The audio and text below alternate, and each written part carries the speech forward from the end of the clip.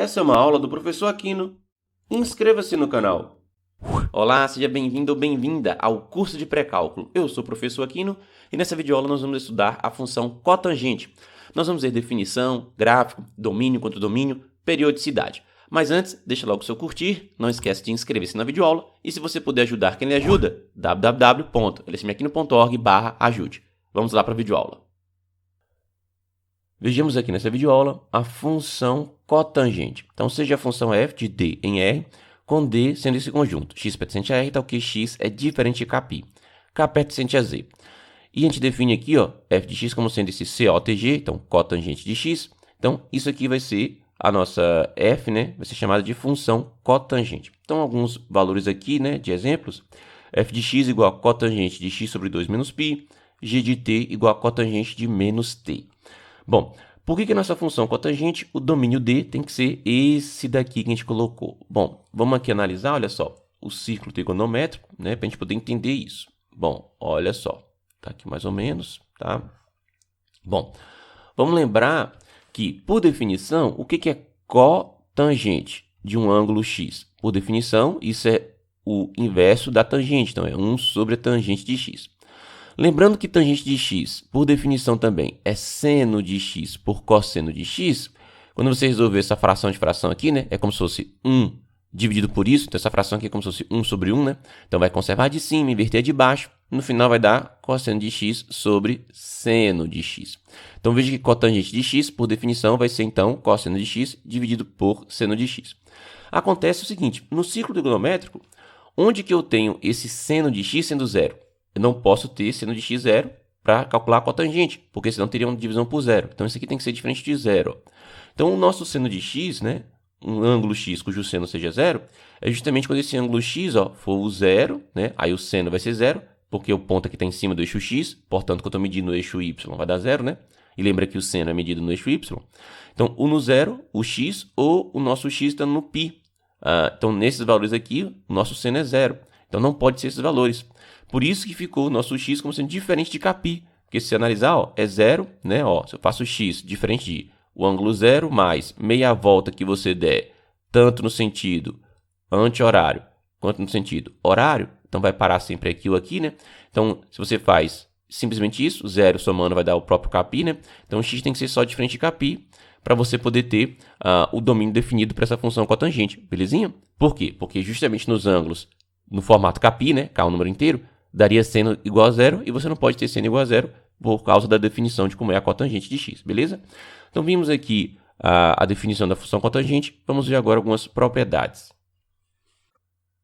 Vejamos agora algumas propriedades da função cotangente. Então, nós temos lá a função cotangente f de d em r, onde d é aquele conjunto que a gente viu anteriormente, né? X pertencente a r, tal que x é diferente de kπ, k é o número inteiro. Nós temos aqui f de x igual a cotg de x, né? Cotangente. Vejamos então aqui, Primeiro, a imagem da função f é o conjunto dos números reais todo, né? Por quê? Bom, vamos fazer aqui o círculo trigonométrico para poder entender isso, né? Olha só, vamos fazer aqui um círculo. Opa, ficou feio aqui, não gostei aqui. Aqui tá bom. Então, vamos fazer o círculo trigonométrico, certo? Onde que mede a cotangente no círculo trigonométrico? Ele mede aqui, Você faz uma reta paralela ao eixo x, passando aqui pelo ponto 1 para y, né? Você faz um ângulo aqui, por exemplo, digamos aqui um ângulo x. Esse tamanho todo aqui, é justamente a cotangente de x. Se você analisa então, a gente já viu isso aqui quando a gente trabalhou com um círculo trigonométrico, né? Então, volta lá nas videoaulas passadas. Lembra que esse curso está completo para você, então você pode assistir isso lá nas aulas passadas. Então, esse tamanho aqui é cotangente. Se você analisar aqui vários tamanhos para o nosso ângulo, né? Você vai vendo que ele pode ser, o valor que você quiser aqui, um número que você quiser, o tamanho que você quiser. Para cá também, vai acontecer vários e vários, E assim vai, Então, você vai ter vários tamanhos aqui, né? Qualquer tamanho que você quiser vai acontecer. Aqui eu estou analisando nesses quadrantes, né? Se você analisasse agora nos outros, também você chegar em algo parecido, né? Você pega aqui e faz uma reta paralela ao eixo x, passando agora pelo ponto menos 1 para y, né? De novo, faz um ângulo aqui, para cá, né? Para cá, para cá, para cá. E assim você vai, né? Você vai fazendo aqui, Lembra que esses tamanhos aqui vão estar sempre associados com as cotangentes, né? E lembrando que cotangente vai ser o quê? O cosseno sobre o seno. Aí quando você tiver cosseno positivo e seno negativo, cotangente vai ser negativo, né? Ou se você tiver ao contrário também, ou seja, quando tiver troca de sinal, né? Quando um for mais e outro for menos, vai dar negativo. Quando os dois forem mais ou os dois forem menos, vai dar positivo, né? Então aí você vai ter, ó, nossa conjunto R inteiro, né? Ou seja, qualquer número negativo, qualquer número positivo, vai poder ser a nossa cotangente, tá? Então a nossa imagem da nossa função f é o conjunto R, né? Bom, outra propriedade é que a nossa f ela não é injetora, mas é sobrejetora. Por que ela é sobrejetora? Porque o contradomínio é R e a imagem é R. E quando a imagem é igual ao contradomínio, por definição, isso significa que a função é sobrejetora. E por que não é injetora? Não é injetora porque se você pega valores diferentes do domínio, você pode ter valores iguais na imagem, né? E para ser injetora, qualquer par de valores diferentes que você pegar no domínio, teriam que ser diferentes também no contradomínio, né? Teriam que ir para imagens diferentes. Então, por exemplo, olha só, digamos que a gente pegue a cotangente, digamos, de cotangente de π sobre 2, por exemplo, tá? Se eu pego cotangente de π sobre 2, vai dar justamente o cosseno, né, por definição. O cosseno de π sobre 2 dividido pelo cosseno... Opa, eu botei cosseno de novo. Ó. Vai dar o cosseno de π sobre 2. Ei, apagou tudo. Então tá, deixa eu fazer aqui de novo, né? Então, ó, cotangente de π sobre 2, por definição, vai ser cosseno de π sobre 2 dividido pelo seno de π sobre 2. Ok. Bom, mas cosseno de π sobre 2 é zero, né? Porque π sobre 2 ó, é o ângulo que está em cima do eixo y, então nosso eixo x é zero, e o cosseno é medido no eixo x, né? Então, cosseno de π sobre 2 vai dar zero, dividido por o seno de π sobre 2 é 1. 0 dividido por 1 dá zero, né? E se eu faço agora a cotangente, cotangente de, sei lá, de π sobre 2, né? Mais 2π, então eu dei uma volta completa no π sobre 2, continua sendo o mesmo valor do π sobre 2, né? O valor da cotangente, que vai dar zero também. Então eu tenho dois valores diferentes do domínio, no caso π sobre 2 e π sobre 2 mais 2π, dando o mesmo resultado na imagem, né? Então ela não é injetora. Bom, agora a nossa função f, ela é uma função ímpar, ou seja, f de menos x é igual a menos f de x, para todo x no domínio de f. Por que isso aqui acontece? Bom, a gente pode até analisar o próprio valor aqui, ó. Se eu pegar, por exemplo, sei lá, vou fazer diferente. Eu vou fazer a nossa cotangente de π sobre 6, certo? Bom, π sobre 6, o que é π sobre 6? É o ângulo de 30 graus, né? Lembra lá, 130 graus dividido por 6 dá 30 graus, né? Quanto é que vai ser isso aqui? Bom, por definição vai ser 1 sobre a tangente de π sobre 6, né? Beleza. Vocês já devem lembrar qual é o valor da tangente de π sobre 6, né? Tem que estar com essas tangentes aí dos ângulos notáveis sempre na ponta da língua, tá? Então, a tangente de 30 graus, a tangente de π sobre 6 é raiz de 3 sobre 3, tá? Então, quanto é que vai ser a cotangente de π sobre 6, né? Vai ser 3 sobre raiz de 3. Podia aqui fazer uma simplificação, fazendo racionalização do denominador, mas nem vou fazer, tá bom? Bom, então isso daqui é a nossa cotangente de π sobre 6. Se você fizesse agora a cotangente de menos o π sobre 6, né? Ia acontecer o quê? Ia dar 1 sobre a tangente de menos π sobre 6, certo? E acontece que a tangente menos π sobre 6, ó, lembra que π sobre 6 está para cá, que é positivo, é visto no sentido anti-horário, e menos π sobre 6 está para cá, né? É negativo, é no sentido horário, né? Quando você fizesse aqui, então, o seu ângulo aqui, menos π sobre 6, ó, você teria cosseno positivo e seno negativo. Então, quando você fizer a divisão, vai dar um número negativo, né? Então, o resultado disso vai ser o quê? Vai ser menos 3 sobre raiz de... desculpa, né? Botei ali o contrário ali. Vai ser menos raiz de 3 sobre 3. O que fazendo a conta aqui vai dar menos 3 sobre raiz de 3, né? Quando você fizer a fração de fração. Então, veja como que a cotangente de π de menos π sobre 6, ó, a cotangente de menos π sobre 6 foi igual a menos a cotangente de π sobre 6, né? Que era o que era esperado para uma função que é ímpar, né? Então, a nossa função cotangente é uma função ímpar, belezinha? Bom, agora vamos analisar aqui o seguinte, os zeros dessa função, né? Onde que a função é zero, ou seja, as raízes da função f. Vai ser zero quando nosso f de x for igual a zero, ou seja, o valor da imagem sendo zero. Então, a gente resolve essa equação, vou ter que resolver a equação cotangente de x igual a zero. Mas onde que a cotangente de x é igual a zero? Bom, vamos lembrar de novo que cotangente, por definição, é 1 sobre a tangente, o que no final das contas vai se dizer que é cosseno de x dividido pelo seno de x. Quando que essa fração vai dar zero, o resultado? Quando o numerador for zero. Então, quando que o numerador é zero? Quais são os ângulos x? Tais que o cosseno de x seja zero. Justamente quando você estiver no ângulo de 90 graus e qualquer meia volta que você der, tanto no sentido anti-horário quanto no horário, naquele π sobre 2. Então, ó, se eu estou aqui, ó, em cima do eixo y, nosso eixo x vai ser 0, portanto, nosso cosseno é 0. E se eu der meia volta tanto no sentido anti-horário quanto meia volta no sentido horário, a quantidade de vezes que eu quiser, né? Eu vou ter justamente o ângulo de tal maneira que a cotangente vai ser 0. Por quê? Porque o cosseno vai ser 0. Belezinha?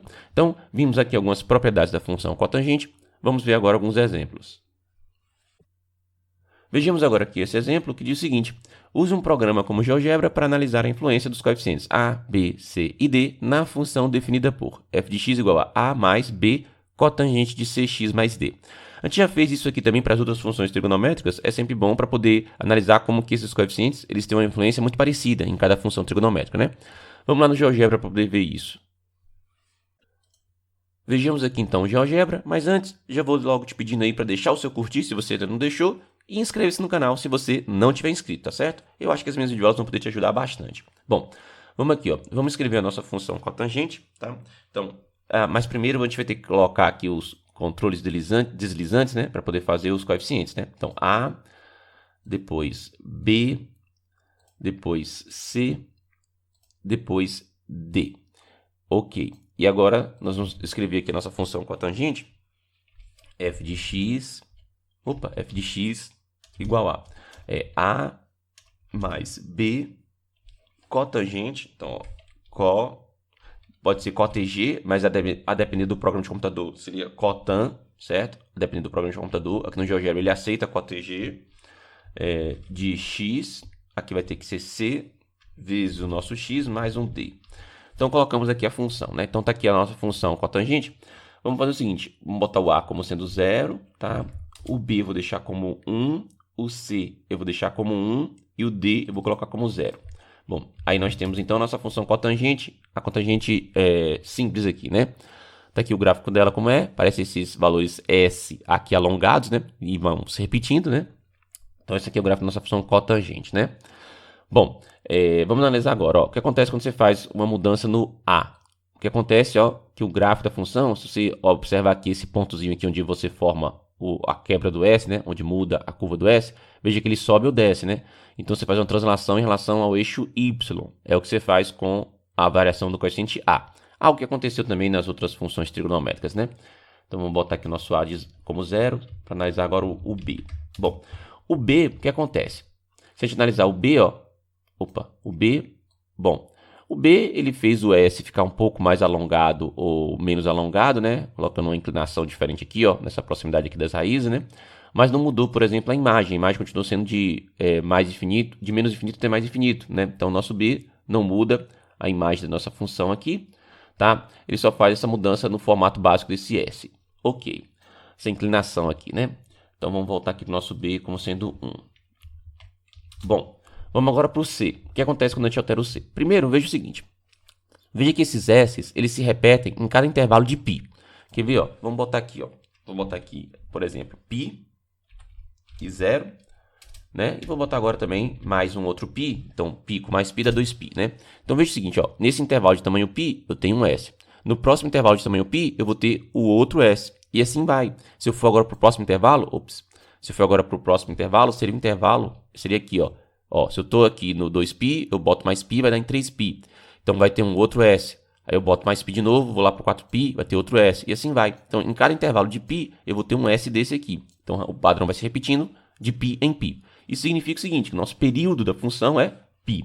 Agora, o que acontece quando a gente altera aquele nosso coeficiente C, né? Olha só, então digamos que eu coloque o C como sendo, sei lá, C como sendo 2.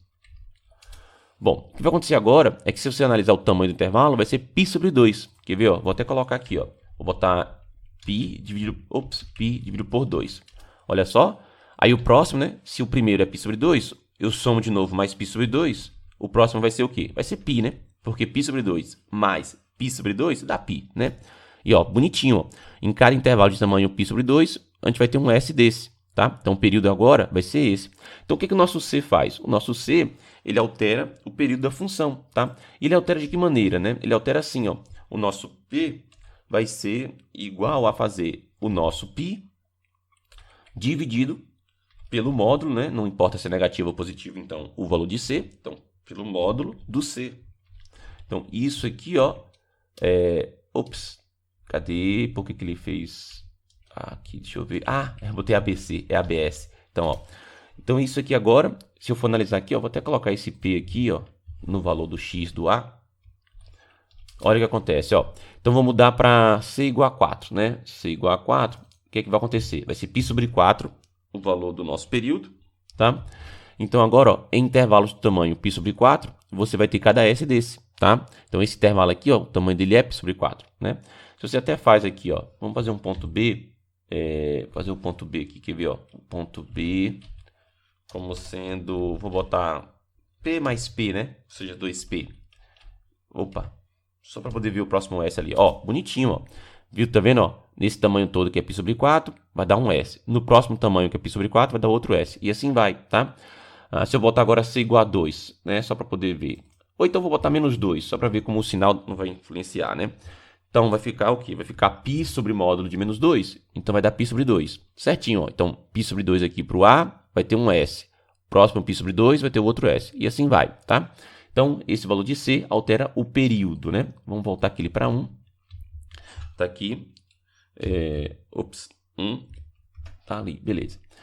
Vamos analisar agora o coeficiente D, né? Deixa eu deletar esses 2 pontos, não vou precisar mais. Então, ó, o que acontece quando eu mexo no nosso coeficiente D? Bom, teve uma alteração no gráfico, ele foi para a direita ou para a esquerda, né? Ele fez uma translação em relação ao eixo X, tá bom? Então, só para resumir, né? O coeficiente A, ele altera o quê? Ele faz translação em relação ao eixo Y, então vai para sobe ou desce, né? Vai na vertical. O nosso B não altera a nossa imagem, ele só altera o formato aqui do S, né? O S fica mais alongado ou menos alongado, né? Tem uma inclinação aqui diferente em relação a onde ele corta o eixo X, né? Nas raízes, então, né? O nosso C, ele muda o período, né? A quantidade de tempo que leva para você poder ter um ciclo, né? Um S desse daqui. E o nosso D muda, que vai o gráfico para a direita ou para a esquerda, ou seja, uma translação em relação ao eixo X, beleza? Vamos voltar lá para o quadro da videoaula. Voltando aqui para o quadro, ele pede o seguinte para resolver esse exemplo. Determine o domínio da função dada por f de t igual a cotangente de 3t mais 6π sobre 5. Bom, vamos lembrar que, por definição, a cotangente de um certo ângulo alfa, né, ela vai ser de tal maneira que é o seguinte, esse ângulo alfa aqui tem que acontecer o que com ele? Ele tem que ser diferente de kπ, tá bom? K é um número inteiro, né? Bom, então, olha só, esse ângulo todo aqui, que é 3t mais 6π sobre 5, tem que ser diferente de kπ. Então, vamos agora fazer o seguinte, nosso 3t vai ter que ser diferente de menos 6π sobre 5, aqui mais kπ. Esse 3 está aqui multiplicando, vai passar dividindo, né? Quando eu dividir cada um desses termos, dividindo menos 6 por 3, vai dar menos 2. Então, vai dar menos 2π dividido por 5, né? Que é o que tinha aqui no denominador, mais kπ sobre 3. E aqui tem que ser diferente, né? Que eu esqueci de colocar. Então, o nosso t ele tem que ser diferente disso. Ou seja, quem é o domínio da função? O domínio da função vai ser um número t pertencente às reais, né? Tal que esse número t tem que ser diferente de menos 2π sobre 5,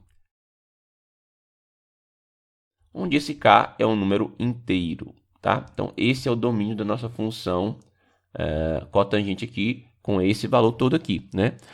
Vejamos no GeoGebra como que realmente fica nesse formato aqui, beleza?